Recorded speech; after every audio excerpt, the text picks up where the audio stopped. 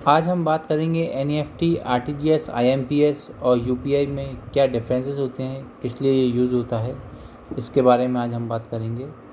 सबसे पहले है national electronic fund transfer. NEFT is a banking system in India that allows you to transfer money electronically from one bank account to another.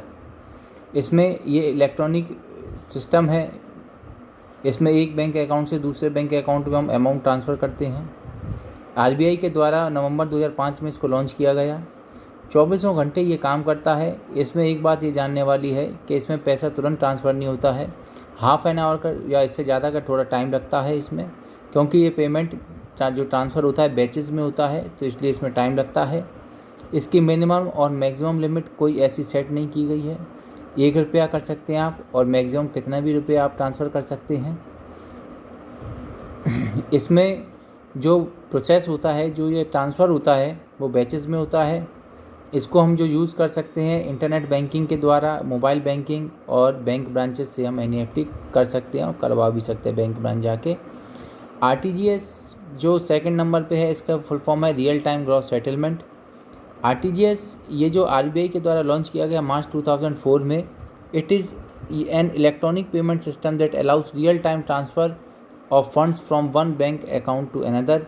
एक bank account से दूसरे bank account में इसको हम real time, जैसा इसका फुल फॉर्म है real time gross settlement, real time में within a minute amount transfer होता है। ये एक इलेक्ट्रॉनिक पेमेंट सिस्टम है।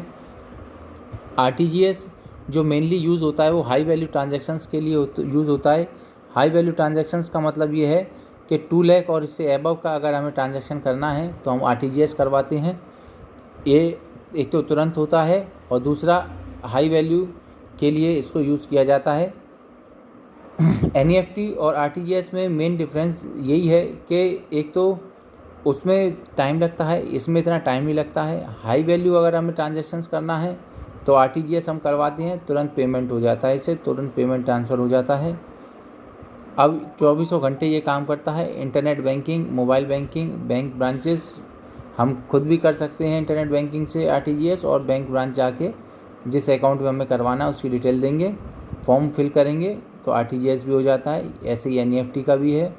आईएमपीएस इमीडिएट पेमेंट सर्विस इसकी फुल फॉर्म है। ये इंस्टेंट मनी ट्रांसफ़र सिस्टम है इंडिया में। 24 घंटे ये अलाउ करता है। आईएमपीएस कर सकते हैं हम। आईएमपीएस जो है एनपीसीआई के द्वारा लॉन्च किया गया। ये सब पहले अगस्त 2010 में एक प्रोजेक्ट के तौर पर इसको लॉन्च किया गया कुछ बैंकों के द्वारा। फिर जब ये सक्सेस हुआ तो इसको हम पब्लिकली किया गया। ऑफिशियली ये लॉन्च हुआ 22 नवंबर 2010 को। ये mobile banking, internet banking, ATM पे से हम जो है आईएमपीएस कर सकते हैं। पर transaction limit usually up to 5 lakh rupees है। पहले ये 2 लाख हुआ करती थी, अब 5 लाख रुपीज़ कर दी है। आईएमपीएस मेनली हम इंस्टेंट मनी ट्रांसफ़र हो जाता है इससे। इसमें कुछ चार्जेस भी लगते हैं, वो बैंक टू बैंक वेरी करते हैं। इसके बाद में है UPI, unified payment interface. UPI जो है नॉर्मली ये लॉन्च किया गया एनपीसीआई के द्वारा अप्रैल 2016 में। ये रियल टाइम पेमेंट सिस्टम है दोस्तों। ये इससे हम जैसे बैंक, जब हम जाते हैं कुछ शॉपिंग करने, शॉप पे जाते हैं हम या शोरूम पे जाएं, हम कहीं जाते हैं तो हमें पेमेंट करना है तो हम स्कैन करते हैं। हमारे नॉर्मली मोबाइल में पेटीएम, गूगल पे, ये सब ऐप होते ही हैं, तो उससे अकाउंट नंबर लिंक होता है, हम स्कैन करते हैं और सीधा यूपीआई पेमेंट हो जाता है। 24 घंटे ये काम करता है दोस्तों। और इसमें हम ज़रूरी नहीं है कि हमें अकाउंट नंबर चाहिए या आईएफएससी कोड नंबर चाहिए। Virtual payment address, UPI unique ID होती है, उस आईडी को भी हम टाइप कर सकते हैं तो भी हम यूपीआई कर सकते हैं। स्कैन करके भी हम यूपीआई कर सकते हैं। इसकी मिनिमम लिमिट कुछ नहीं है, maximum limit normally 1 lakh rupees है। ये भी बैंक टू बैंक वेरी करती है। UPI is widely used through mobile applications like Google Pay, PhonePe and Paytm, making it one of the most popular and convenient digital payment system in India. UPI बहुत प्रचलित माध्यम है payment करने का India में। दोस्तों मैंने एनईएफटी, आरटीजीएस, आईएमपीएस, यूपीआई के डिफरेंसेस क्या हैं, कैसे ये यूज़ होता है, किस लिए यूज़ होता है, ये इसके बारे में मैंने आपको बताया है। अगर आपको मेरी ये वीडियो अच्छी लगी है या आपको लगता है कि किसी और को हमें भेजनी है जिसको इसकी ज़रूरत है, तो प्लीज़ इसको लाइक, सब्सक्राइब और शेयर करें। ऐसी ही महत्वपूर्ण जानकारी के लिए चैनल को सब्सक्राइब करें। Thank you.